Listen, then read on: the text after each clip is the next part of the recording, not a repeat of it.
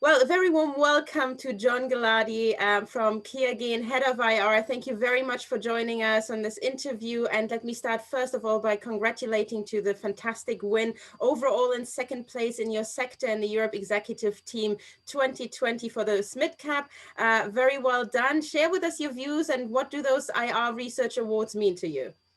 No, thank you very much. Really appreciate the award and those who voted for Qiagen. We were the #1 team in the sector, and that's what really matters the most.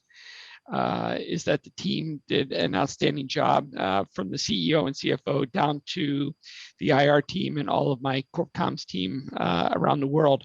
The awards are a nice recognition of how the financial community views our work. It's one of the feedback loops that we use to see how we're doing in this beauty contest. The research reports help us to also calibrate our program. How are we doing? How are we spending money? Looking for good ideas, best practices elsewhere, and see how we can implement them at Qiagen.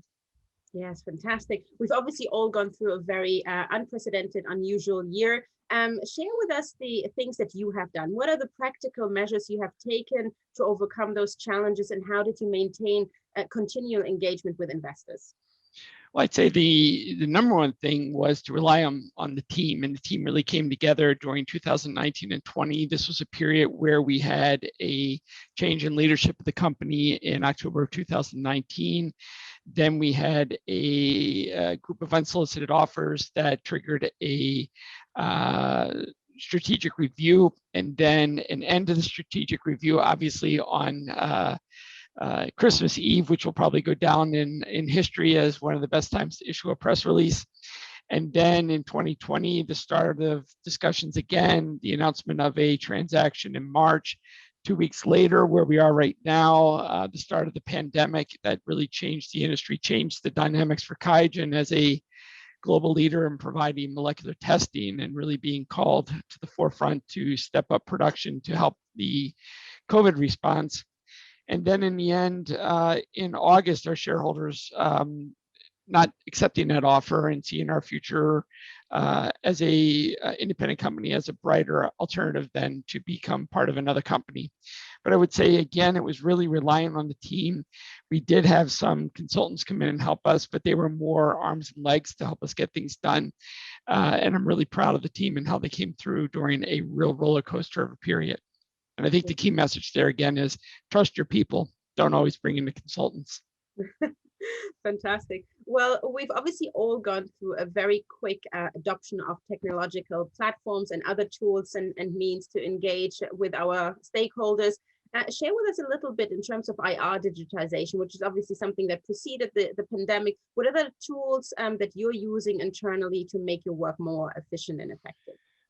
I would say we use the digitization tools more on the back end. IR is a human business. It's about human relations. It's about meeting people in person. And Zoom helps to bridge the gap, but it still does not help the overall issue of being able to be in a room together. Remember that 80% of what we're saying or more is nonverbal, and that's harder to interpret and be able to understand through Zoom, and it can be misinterpreted. But I think where we're using digitization the most is to improve our reporting and getting financial documents ready. Qiagen as a company listed on the New York Stock Exchange as well as on the Frankfurt Stock Exchange and a Dutch NV. We have, in the end, 2 full sets of accounts, US GAAP plus IFRS as statutory accounts. So we have a lot of documentation that has to be prepared. And 10 years ago when I came here, a lot of that was done manually or shifting around files. And now we do that all on a platform like WeWork. And it really helps to expedite and accelerate the planning and getting things out the door. And quite frankly, again, this is a team that's able to produce 2 sets of annual reports by the end of March, whereas you have a lot of companies that still can't get their 1 set of reports done until April or May. Another trend of digitization is that we are looking to do more and more of our investor days in a new breakthrough virtual format. And what we did this year is the Qiagen Virtual Deep Dive. You can find that on our website, where instead of boring people with PowerPoint and death by PowerPoint and people just reading these monotone texts, we turned it into a mixture. We did some presentations, but we did a lot of Q&A interviews where we as the IR team, especially Phoebe Lowe, who's the director of IR at Qiagen, and a really skilled practitioner with only 2 years in the job, we did some pretty tough Q&A with senior leaders in the business. And this is also the chance to put in customer testimonial videos and to really mix up the program and make it much more of a pre-recorded TV show that ended with a 30-minute Q&A and live session at the end. And I think that's something we're going to do in the future as well. And it was a very efficient use of time and money. And again, it's you can find that presentation, the event website, microsite on our website.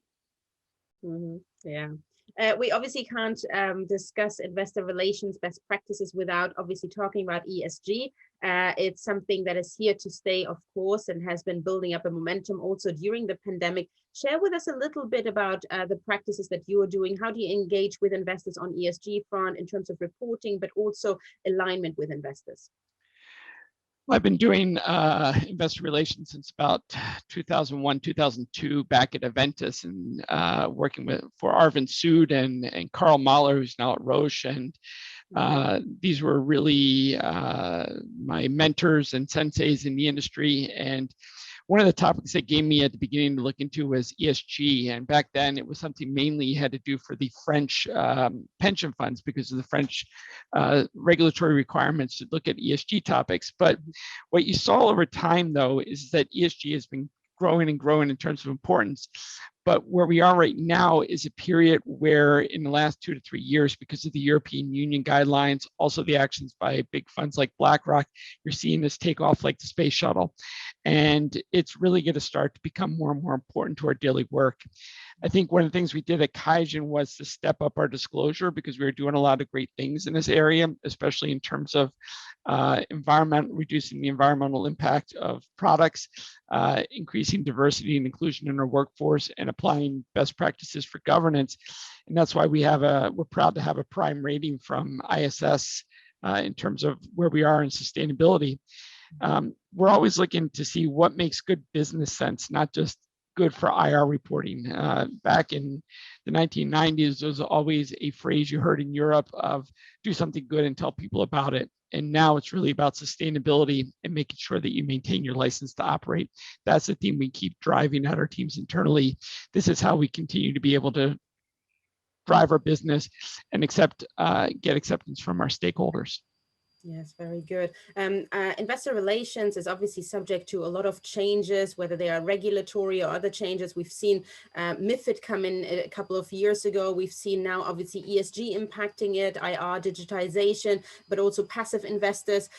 Where do you see the trends in IR, and where do you see potential opportunities or risk for the function and the strategic role that it is?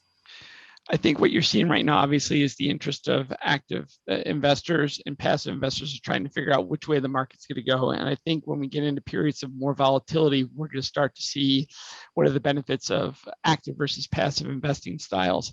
And this is going to be the opportunity for active investment managers to be able to show what they can do in terms of generating alpha. And I see that also from my own personal investments, where some of the money is put into passive accounts and then some into active, and then let's see who can come up with a better option. But in any case, I continue to see the investor relations function growing in importance. I think the role is going to be a natural sweet spot for integration with sustainability efforts in larger companies.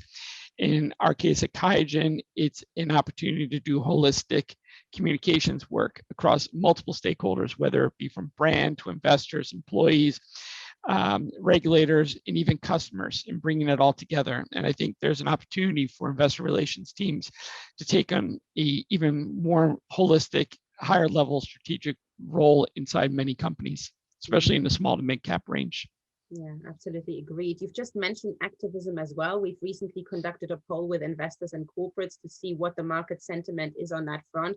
And we realized that investors are expecting actually an increase on that front.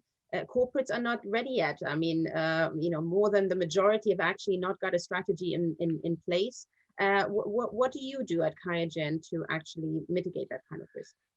Well, we have a strategy in place. We've also had engagement and worked with these investors who take a more active view. I don't think there's necessarily activist investors per se, but they're investors who have an ownership in the company who take a more active view and take a more active discussion with the company. And it's something that I've had to deal with over 20 years in terms of seeing different approaches dealing with activists. It gets me very worried when I hear companies saying they don't want to engage or talk to activist investors who are taking more of a view, just like you hear people say, I don't want to talk to hedge funds. This is a kind of short-sighted view from my perspective. If you have someone who wants to engage, this is where you bring in the board and your management team together and you figure out a strategy, and you go and you engage with them and you have a discussion with those investors. That's important to have. And I think one thing to remember is that when you're reading about an activist campaign in the media, efforts by that investor to engage with the company did not succeed, and they were forced into that role or decided on that as a tactic to be able to drive engagement. And that's where, again, I agree with you. You need to have a strategy in place. You need to have your group of consultants in place from an investment banking perspective, from a legal perspective, and also making sure that you have your board of directors and your management team being able to cohesively work together in that type of situation. Yes, very good. You've just mentioned earlier as well that you have been doing IR for a number of years, I believe over 20 years now. Share with us your top tips. What are the absolute must-haves in terms of tools or structures that really allow you to, do the IR so effectively and successfully as you have done? I would say there are two tools that I would recommend that developed over the years. For the sell side, on that approach, I would say not all sell-siders are created equal. And you have to take a sales rep approach to your sell side and rank them tier 1, tier 2, tier 3, category A, B, C, whatever you want to call it. And then buy, sell, hold, and you create a 3x3 graph. And then you're able to rank your analyst in terms of force distribution as to who has the biggest influence, whether in terms of the reporting they're doing, the quality of their corporate access teams, and getting good roadshows in place and not wasting time or getting good use of time. And then also who has a big institutional platform that's going to be able to drive sales and be able to help you get the shareholder base that you want for your stock. And then taking a look at that and figuring out how can you get influential analysts at a tier 1 level who are on a hold or sell rating, how can you get them to improve their attitude? That's a much better use of time than looking at a tier 3 analyst who's a buy rating, who may be positive on your stock, but doesn't have the power or the platform to be able to drive what you need on the share price. That's what I would say on the sell side. On the buy side, I think about what I call the ABC rule. People know that as always be closing, but in the IR world, I think of it as A is to analyze and really look at your current situation, who's in your register, who's in your competitor company registers, where are they underweight, overweight, and who could you consider as people to do some proactive soft touch outreach to talk to them about their interest in your story. And that will give you a list of prospects to consider in addition to your inbound calls that you're getting as well. Then you move on to B, and that's the backgrounding and briefing calls with those investors. These are the people who you bring up to speed on your story. At a company like Qiagen, in a molecular technology company, it can be kind of complicated terms and concepts. Not everybody went past biology in the 8th grade. And so you want to build that awareness and understanding what your story is in your financial situation. Then you move on to C, which I call the close. That's where you have to bring in the CEO or CFO. It's hard to understand that you will meet investors who will make a tangible investment without having a check call or a check meeting with the CEO and or CFO and both of them. And that's where we all know that every C-suite person hates a meeting where the people walk into the room and they say, so tell me about your company. I'm not familiar with what you do. Can you help, get me up to speed? That's a waste of time for the investor. And that's a very expensive backgrounding call or meeting for your CEO or CFO to go through. Right. So those are kind of the 2 tips I would say to pass on to people there. Yeah, fantastic. Well, thank you very much for sharing those tips. They certainly make a lot of sense. And now we're switching gear, and on a more lighter note, I hope you join us on the quick question round, John. Okay. You look excited. Name a historic person, please, that you would like to meet, and what would you ask them? It's one out of left field. I would say it would be a guy named George Gallup. And George Gallup was a pioneer in polling. And he's the one who created the national polls in the United States to be able to pick the president or predict who's going to be president. And he spectacularly failed in predicting that Thomas Dewey was going to be Truman. But the reason I'm interested in him is just to help understand what drove him and how he views polling today, especially as politics has turned into a horse race. The interest is because we share the same birth date. We went to the same university. We were even in the same fraternity in college. We had the same job when we were in college. We also went to the same grad school. But what concerned me is that he died in Switzerland, where I lived for 6 or 7 years, and I'm always a bit anxious when I go to Switzerland for a trip to say I don't want to end up like George Gallup and pass away there. A favorite band or singer? I think it'd be anything from Motown. That's kind of my favorite period of music. Mm-hmm. But often right now it's anything that my son or daughter have put into my Spotify account, since they use it as well and they hijack it, and they have really mixed up screwed up my daily mixes of music. Mm-hmm. So I'm catching up on the latest trends in rap music and hip hop and European dance music as well. I think that's what it's called, EDM, for my daughter. Fantastic. And do you have a favorite quote from a movie that you use regularly? I use it a lot for IR work. It's, from The Big Lebowski, which is kind of my culture checkpoint with somebody in a meeting to see if they understand that movie. If they do, then we're going to get along really well. And the quote is, sometimes you eat the bear, sometimes the bear eats you. And it means, sometimes you win, sometimes you lose. And, in IR, it means some days there are more sellers than buyers, and other days there's more buyers than sellers. When you get that call from your management team and they're like, why is the stock up? Why is the stock down? And, people start, sometimes why, and you can point to news, but there are other days where you're just like, wish I could help you. Yeah, definitely. Well, great movie, by the way.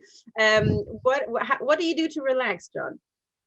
I love to play golf, love to go for walks with my wife. One of the benefits of living in Germany is being able to drive fast on the Autobahn. So that's always a lot of fun too, especially when friends are visiting, and to terrify them with a drive on the Autobahn.